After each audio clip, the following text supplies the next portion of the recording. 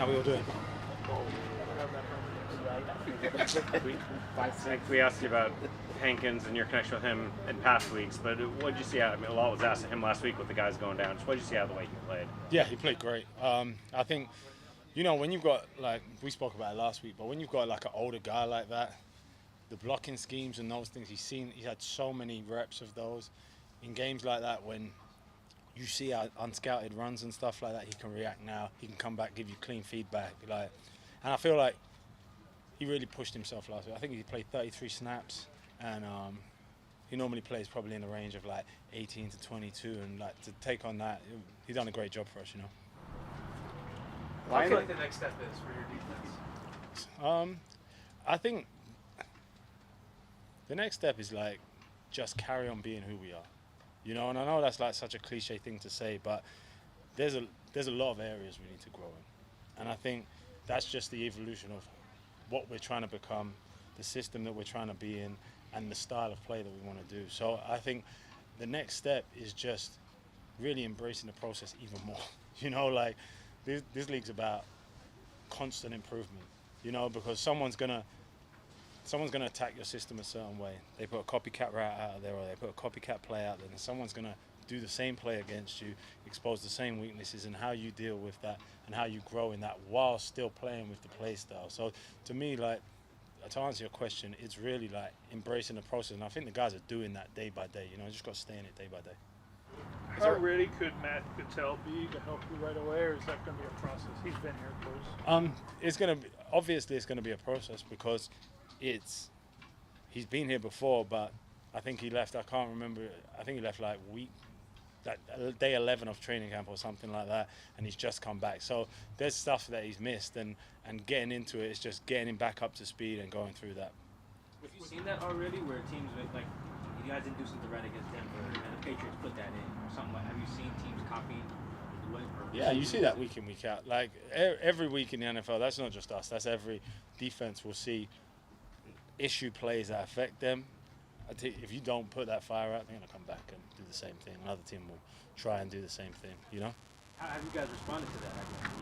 Teams that put the issue plays in, have you guys generally done You have those so to. far? You have to respond to it. Yes.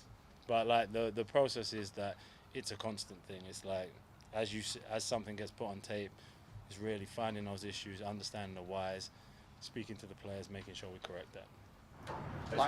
With Johnathan, it sounded like a couple years ago he sort of contemplated retiring before he came back with Dallas, or did he? Or do you remember that at all? Or because he came to Dallas, I think it was just on the trade deadline in 22, and so like I'd never worked with him before, and then he came straight in, and I think we played the Bears the next week, and he played straight away and done a great job.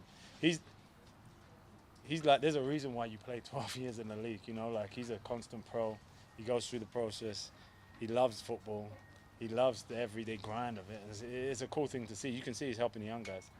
What makes him so good against double teams? He seems to just split those. He's a big man.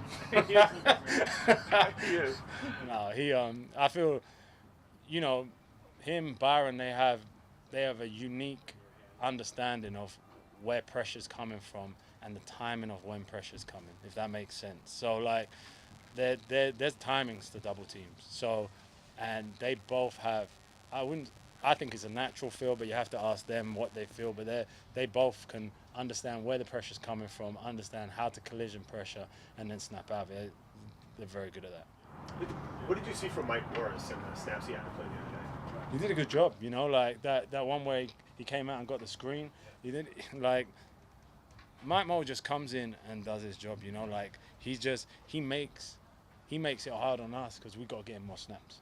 He's just got to keep pushing, keep working. He has his versatility is his kind of superpower, and the ability to play him in all those different spots. He's obviously kind of a tall guy. I mean, to the pad level. I mean, he talked about that when he was drafted. That was kind of one of the things. How have you seen him progress with that? He's done a good job, and it's like as you get into these areas of playing different parts of the line, especially when you play multiple spots, it's understanding what blocking scheme you're going to get in that spot.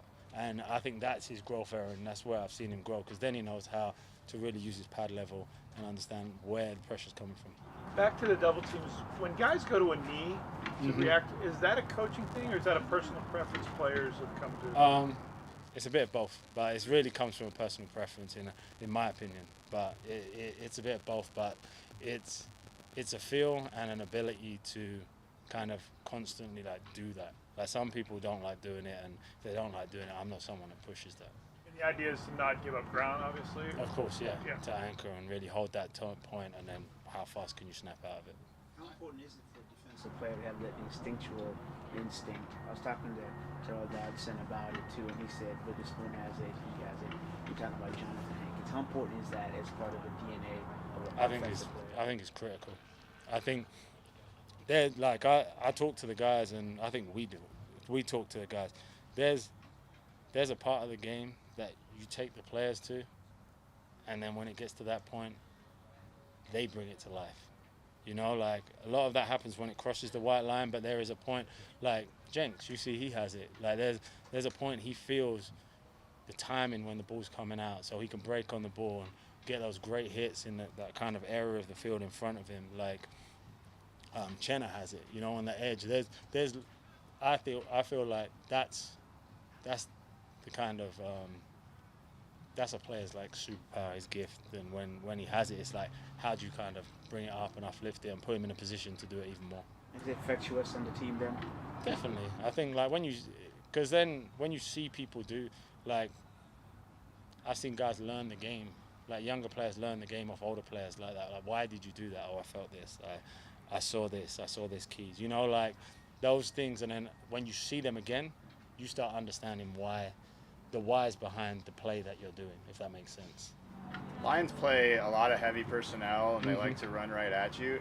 Is part of you looking forward to seeing if your team can stand up to what they're going to be bringing on Monday night? Yeah, I think like you've got to embrace the challenge of every game. You know, like we played New England, we got asked those similar questions. You know, we played this week and it was a different game, but it was vertical speed, lateral speed. Like I think every week you've just got to embrace the challenge that comes along with it. You know, there's going to be some things that you didn't know were going to happen in the game, and the more you can focus on doing it our way, I think that's the best way of moving forward. But it's a great challenge. I'm excited for this game. What does Myles Adams bring if he gets some more snaps this week? He brings he has to bring a lot. To be honest with you, he gets more snaps.